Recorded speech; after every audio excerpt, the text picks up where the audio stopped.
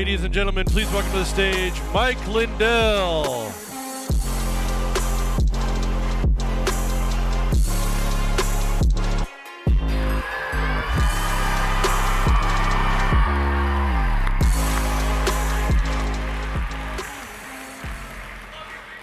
Wow. Hello, everyone. How about last night where the mayor here stopped a lot of you from getting in? Well, I'll tell you though, I had the honor and privilege I went outside and met a lot of you out there for about an hour, and one of you said to me, they said, Mike, thanks for coming out and taking pictures and stuff, and and having and doing this. I said I would absolutely. I love doing it. I said the only one that used to want my pictures was when I'd go to jail. But what I seen out there was a couple years ago when I met Charlie Kirk, and he had me come out and tell me what Turning Point USA was all about, and he told me, I go, wow, if this is true, would be amazing. And last night was one of the first time I got to actually meet what manifested from this, and some of the greatest future leaders in our company, or in our country. I mean, it's huge. You guys were absolutely awesome, but I want to bring you back to what got me up here and how I got involved with everything I'm involved in now. I go back to where the 1970s, when I was growing up, my parents divorced when I was 7. So I was put into a new school and I felt like I didn't fit in, and I would either show off like, hey, watch me jump out this bus window, or I wouldn't talk to people, I had this like fear of rejection, and I used like a class clown to show off and to try and fit in. And those wounds and those the things that happened then manifested into, I got into cocaine in the 1980s, and I was a very functioning addict for decades. And I'll fast forward, but I was always an entrepreneur. I did all these things that the American dream is. I had some businesses. My sister flooded a apartment building with a waterbed, and she was on the 3rd floor, so I became a carpet cleaner, and different things that I would do, and different businesses. I had a bar for 13 years. It was probably not a good place for someone that was addicted to drugs and alcohol. But about the year 2004, I had sold, things that happened to me in my life. I would say, I'd look back now and I go, wow, those had to happen to be where I'm at now. But at the time, it was devastating. And I ended up having to sell the bars, but I had a dream of a pillow one day. These dreams I get from God, and I write my pillow all over the house. One of my daughters came upstairs. She goes, "What are you doing, Dad?" And I said, "I'm going to invent this thing. It's going to be called My Pillow. It's going to change the world." And she goes, "That's really random." And she went back downstairs. But I had these 2 parallel tracks of addiction, and then I ended up losing a 20-year marriage. I had people taking the company from me. I was turned down everywhere. And when I was turned down, someone said, "Well, Mike, why don't you do a kiosk?" And I said, "How do you spell that?" And I ended up doing this kiosk, and I couldn't talk to people. It was people would come up, so I only worked it like one day. But this one guy that came up, he said, "Can I have your phone number?" I said, "Or can I have your business card?" I said, "I'm all out." And I reached in, I wrote down a piece of paper, and I gave my number. Well, we had to borrow money. We had 4 little kids, had to borrow money that year for Christmas presents. And I ended up, the guy called me, that one guy I gave that phone number to, he called me that January, and he says, "Are you the guy who invented this pillow and in Minnesota here?" And I said, "Yeah." And he goes, "Well, this changed my life." He said, "I run the Minneapolis Home and Garden Center. Would you like a spot in there?" So I said, "Sure." Well, I went in there and I put a desk up, or I put a table out so that I could talk to people, and it would be, if I stepped out, I couldn't talk, but if I could talk here, because I had an agenda, where they'd come up and I'd tell them about the pillow. But the next day, all these people came back that had bought one and told me it had changed their life, and it wasn't about the money. It made me feel good inside that I was doing something to help people. And that made me feel so good that I had, And so I want to get a hold on to that piece, but then things started collapsing. I got into crack cocaine about 5 years before that, and so I had two different, I would keep them separate. One of the things that God got me through of all the years of drugs was my integrity. I would always keep my word, which was very rare for a crack cocaine addict.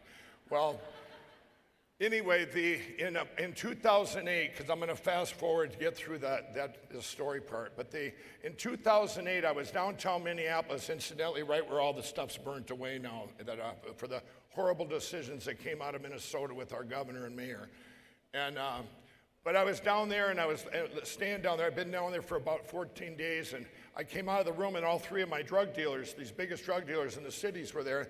And they're going, we're cutting you off. You've been up for days. And I said, what is this, an intervention? They go, call it whatever you want, Mike. And two of them left, and the other one sat there and was and he finally fell asleep. And by that time, I'm tweaking, and I'm trying to find crack on the floor. And I snuck out into the streets of Minneapolis, and I get down there, and I couldn't buy crack anywhere. They had got the word out. And I came back upstairs an hour later at 2:30 in the morning, and he's waiting up for me. He said, how'd that work out for you? And I said, he goes, man, he said, you've been telling us for years that this pillow is just a platform for God, and you're going to come back and help us all someday get out of this addiction world we're living in. And so I was their hope. I would always tell them that, I'd say, I'm going to have this platform. It's going to be huge. God's given me this platform of my pillow, which is going to help people pull them out of addiction. So, and they believed me, right? And well, it wasn't until a year later, it was January 16, 2009. And that day, everyone says, was that your bottom, Mike? And I said, well, that day I knew my calling was going to be gone. I had took this path, and you all know your callings, which is amazing. I look back now, I wish I would have learned early on. But I was very incorrigible. Well, that day I knew if I waited one more day, the calling would be gone. And I said a little prayer to God. I said, God, I want to wake up in the morning and never have the desire again for any of this, and then I'll do this platform thing, that I've been, this calling. And so it was like making a deal with God. Well, but I knew if I waited one more day, I had two pathways in my life. It was like, I compared it to, I used to work at a drive-in movie theater. Y'all probably don't know what that is. But I worked at this drive-in movie theater, and we'd have at intermission, you'd have two reels. So there would be another movie and another, maybe two movies to choose from. Well, reel A would be my calling, and then reel B would be wherever that bad path was taking me. And I stood there that night, and I said, okay, and I knew if I waited one more day, reel A was not an option. But I woke up that morning, and it was gone. And the desires were gone, and it was a miracle for me. But, so I wanted to keep my word to God, and I started, about a week later, these guys had taken the company, and I needed to borrow money for $30,000 for a few months. I like telling this story because it's kind of funny.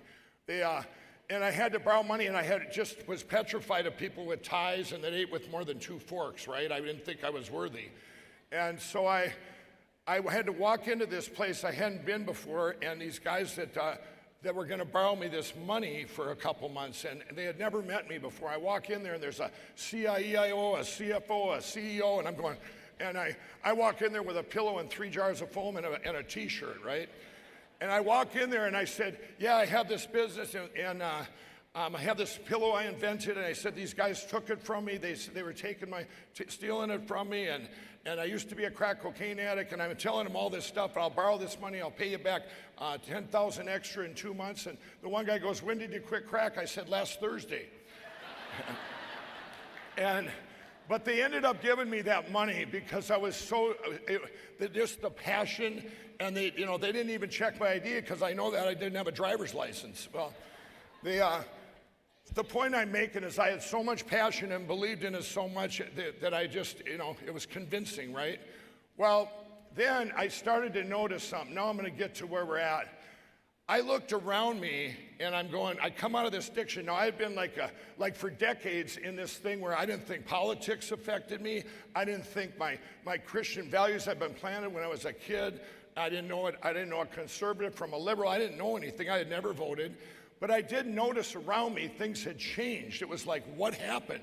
You know, I went to my kids' softball game and they're giving out first place trophies halfway through the tournament. I go, what's going on here? The lady goes, well, little Johnny cried last year, didn't get a trophy. I go, well, little Johnny's terrible at softball.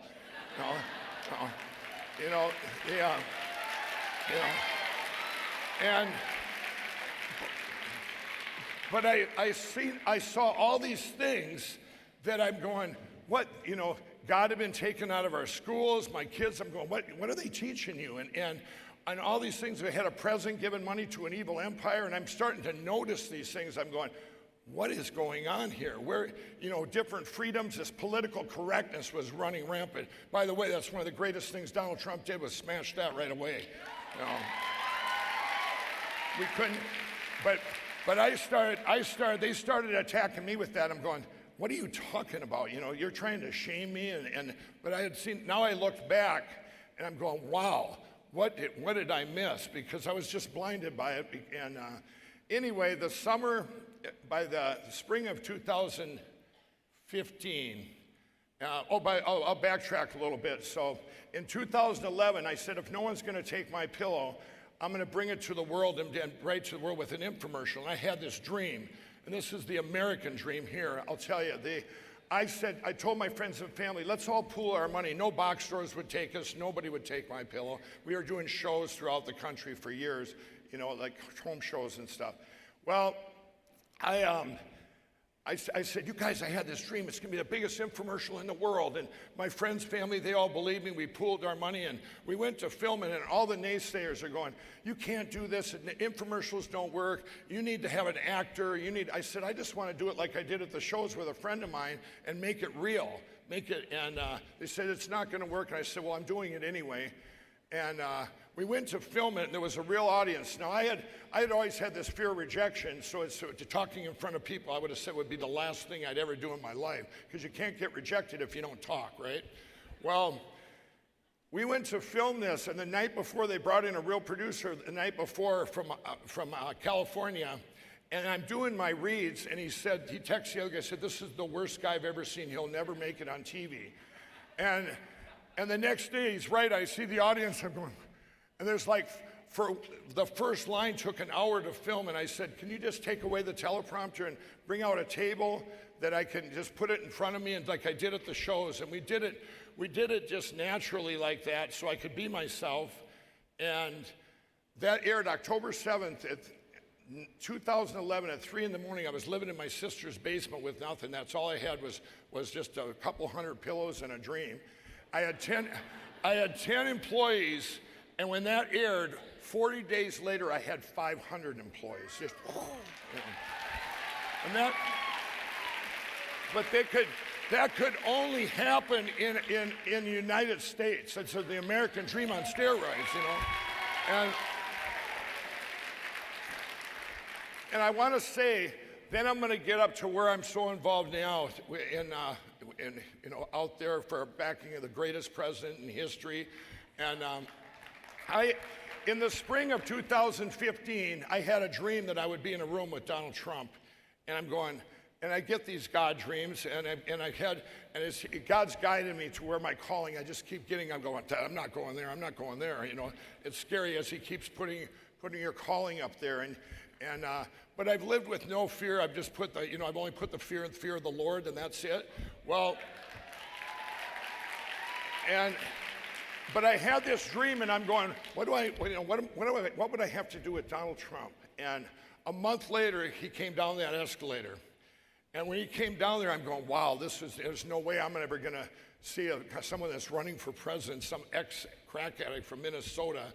And here, divine appointments started happening, and you all in your own lives, you need to look for these where God's leading you for your calling. And things started happening. I went over to Israel, and I'd never been there before, and amazing place. You all got to go there, proving Jesus Christ's existence.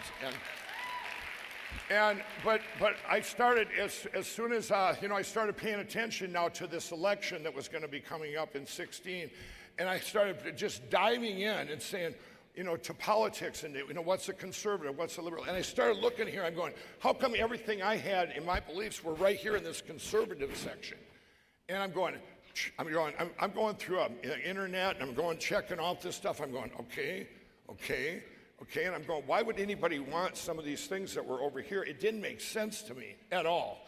And then I started looking back and seeing what decisions were made way back when that manifested to where we had gotten today, away from our values of this country, one nation under God. And that's where you see me say, where I said, God had taken a nation and turned its back on God. We had taken God out of the schools when I said that from the Rose Garden.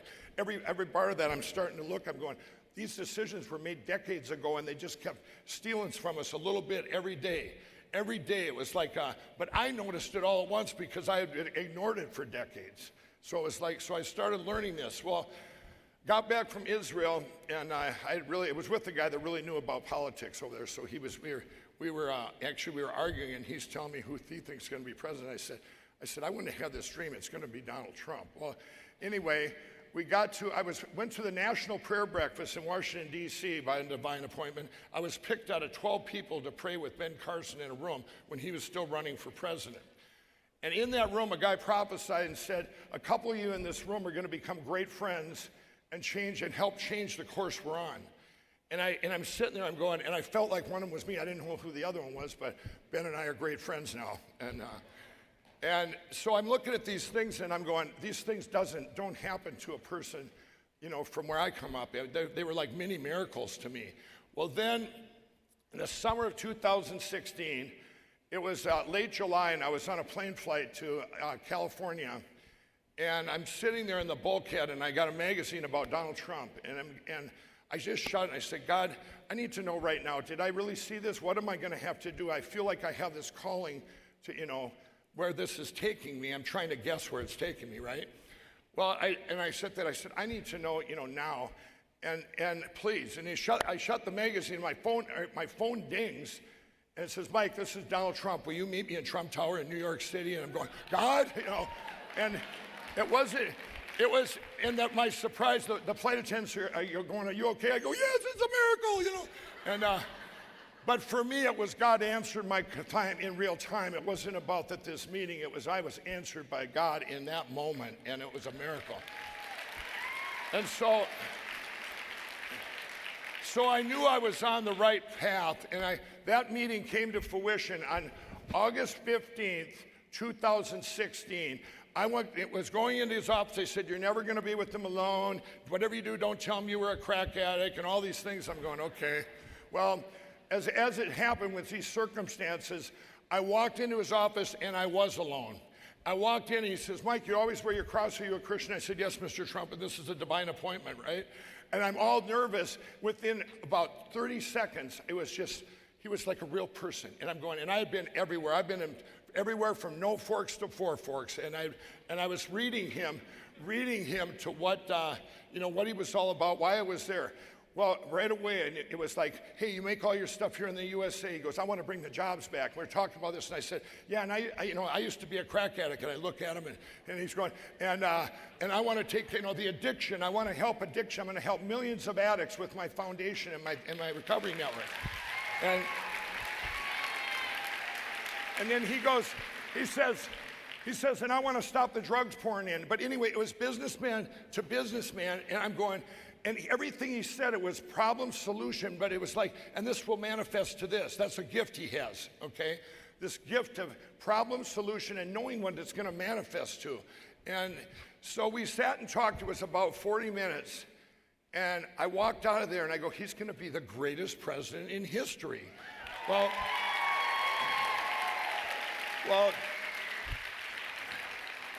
I look back now, of course, God set up that meeting, but I'll tell you, I got out of there and I went to his employees because anything I go 100% all in, I do my due diligence. And I went and talked to his employees, a lot of them, and every one of them said, he's a great boss, a great leader, a great person.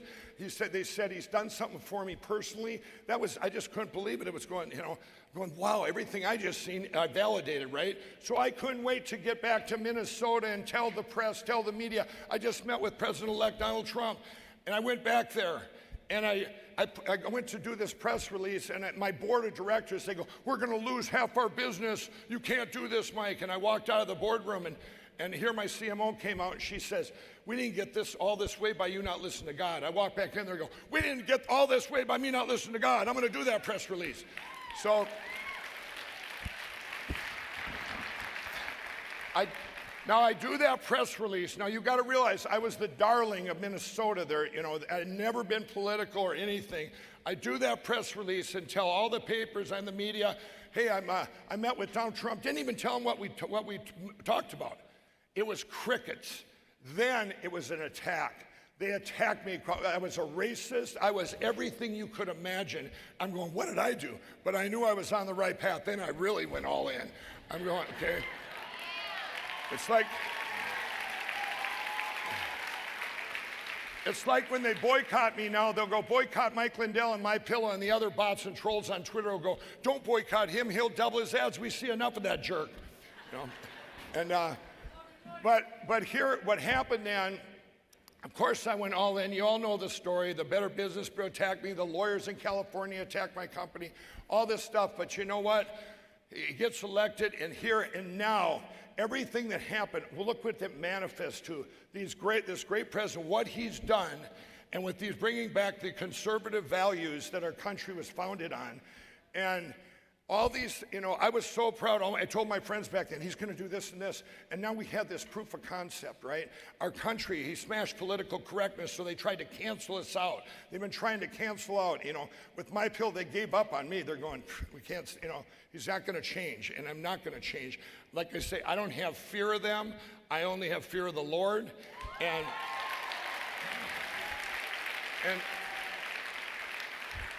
I want to tell you all right now that where our country was headed, and when I came out of addiction, and the seeds that are planted way back when, I mean, this is why this is so important. Anybody that wants to give your money to help this country, Turning Point USA, if they're donors, I'll do a commercial right now for that. There's no better place, because I've seen what it manifests to, you guys, and what I noticed then too, you know, I'd speak it. I went to my college in Minnesota for 1 quarter back in 1979, but they'd have me back there to speak, right? And I'd go there and speak, and they'd say, Mike, whatever you do, don't talk about God. You know, the professors say that. So I'm about a minute into it, and I'd start telling them, and Jesus, you know, and I would get done speaking, and they'd stay there for 2 hours, the media and everything, and I'd get done speaking, and they go, Mike, now remember, I told you not to talk about God. And then they'd have me back again. Well, then, you know, they'd have me back in. Now remember, I told you, I don't know who upstairs is you know, controlling that narrative, but it was just a suppression, but I do it every time. Well, obviously they don't have me back now, because now it's gotten political, so they go, you know, they're gonna say, whatever you do, don't talk about Donald Trump. Well, they know that ship would sailed a long time ago, right? Well, so I haven't been invited back, but you can see, I want to tell you, you can see decisions. Now I see how politics affects everything we do, okay? I'll just give you addiction.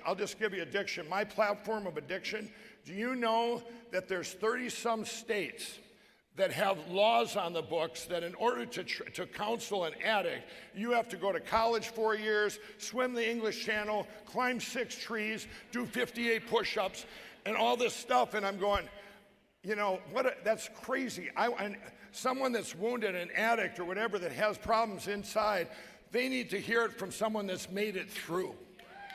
You know, some people, addicts have forgotten more about addiction than those guys will ever know. And it's who put these regulations in place, right? Well, now we've all seen, or I've seen, like I say, what politics, how it affects everything.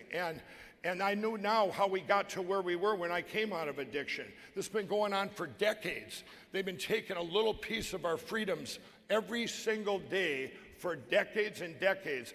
And so where I stand now, you know, you all know I've just went all in. I believe in our president. I believe in our country. I believe in, how politics affect everything. They go back to our kids in schools where they start there with our kids and change our culture. Then you get to colleges, and they're this narrative in colleges that, you guys are, and when Charlie told me that, to bring your great leaders and get appointed in the colleges, I'm going, what a great idea.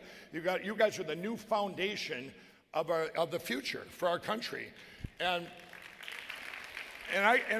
now I can say, because I met you all outside last night, I can say I did my due diligence, right? Well, I'm going to tell you, now I'm going to bring it up to present day here with the President Trump. I have went all in because I did my due diligence. We know what he's about. He's representing all of us. And I'm going to tell you right now, here's the miracle we're living in right now.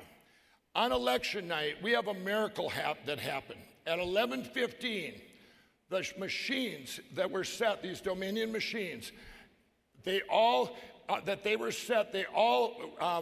broke. The algorithms broke at 11:15 because Donald Trump was going to win anyway, in spite of the cheat, because they didn't expect that he would get upwards of 80 million votes by America. So they underestimated. They underestimated the cheat, just like they did in 2016. There's a lot of stuff in 16 that they didn't do because they didn't think they had to. So this time, they go, well, we'll do this. There's many ways they cheated, but the big thing was the machines. So at 11:15, had that not happened, we would have all, they'd have ran it out. Donald Trump would have lost. We'd all went, oh, it was mail-in voting. Better luck next time. No. God let this happen at 11:15, where then they had to really, it's like cheating in a poker game and you get caught.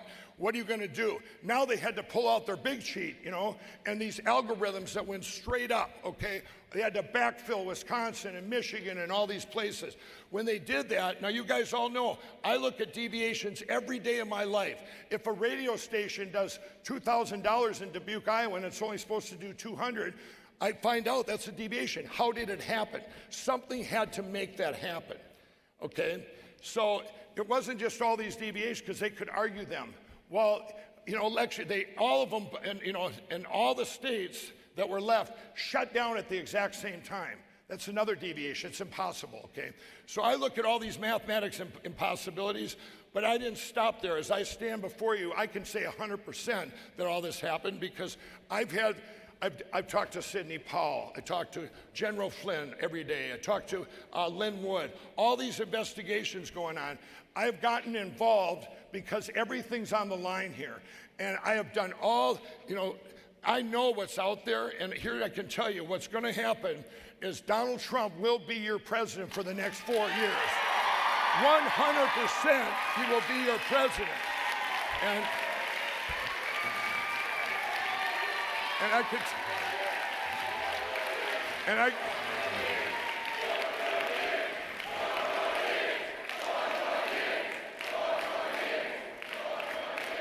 I could sit here and tell you that because I've done my due diligence. I'm not just up here telling you this because he's the greatest president ever. We became friends and all these things, but because I've seen what they're trying.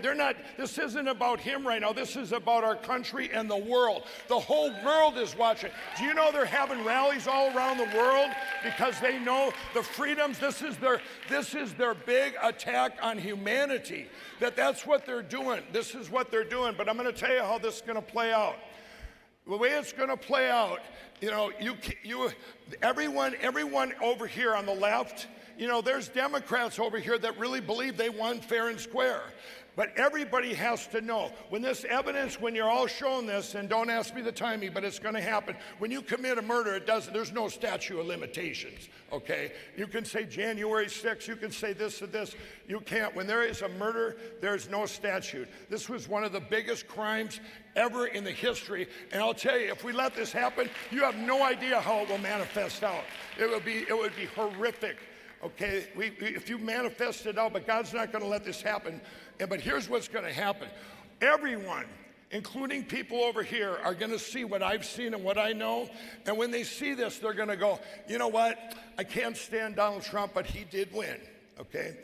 And when they do that, it's not going to be a civil war. You don't have a civil war if you know the truth. If the truth comes out, there's nothing to fight about. This is what was won here, fair and square. That's what elections are. And what this is going to manifest out to, and by the way, the media has been trying to hide this for 3 weeks now, or a month. They've been trying to hide this. With my platform, I'm trying to get the word out. This is real, it happened, and just because judges keep suppressing it, this thing goes so deep that this is a spiritual warfare in the country and the world.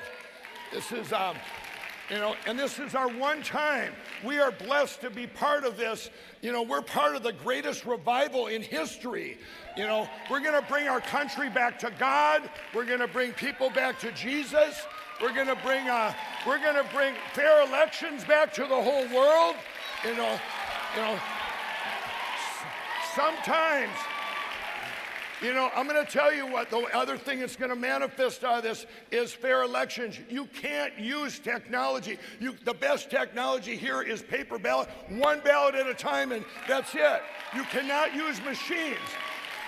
When I'm in manufacturing, and with my pillow, there's certain things where you make it by hand where it's better than any technology. And I'll tell you what, every election, every leader in this world, I'm going to tell you why you cannot use technology. I think my good friend, Governor Kristi Noem, said this yesterday.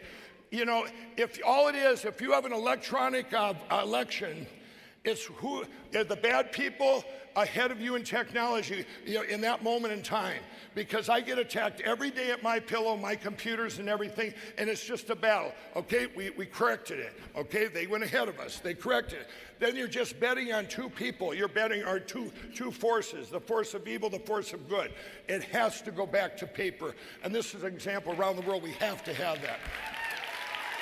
So I am so optimistic and so blessed to be a part of the miracle that happened on election night for the first time in history.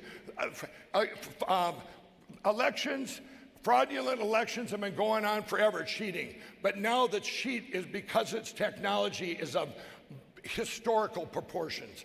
But they got caught. They made a mistake at 11:15 on election night. That's the miracle, y'all. But the miracle is every one of us, you got to get around the media. We got to get the word out and give our president. We got to pray for our president that he has the strength and that he has a peace about him, that we're all behind him in this country. Everybody, people on the left, people on the right, we want the truth, and the truth needs to be told in spite of all these politicians. One thing I've known in politics, and here's what needs to change. Politicians, most of the ones I've met, have either a political agenda or a personal agenda. You know what I meant? The one that doesn't have that 100% is our great president, Donald Trump. He makes decisions based on what's right for the people and all people. He's got a gift from God. That's another reason he was chosen by God for such a time as this. He makes here's a problem, here's a solution, and here's what it's going to manifest to. And he's right every time, And I'm going to end with this. You guys are our future, and you guys have had seeds planted. And I wish I would have had them planted way back then. Maybe everything. They asked me, Mike, would you change anything in your life? And I said, no, not if it wouldn't be where I'm at right now. And I can't. Anybody that has regrets in their life, learn from it, learn from those mistakes, and that will get you where you're at. And the people I met here, you're all on the right path. And I want to say right now that God chose Donald Trump for 8 years, not 4.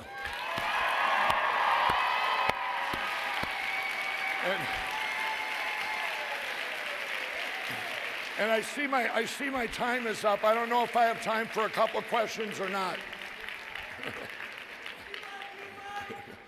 God bless you.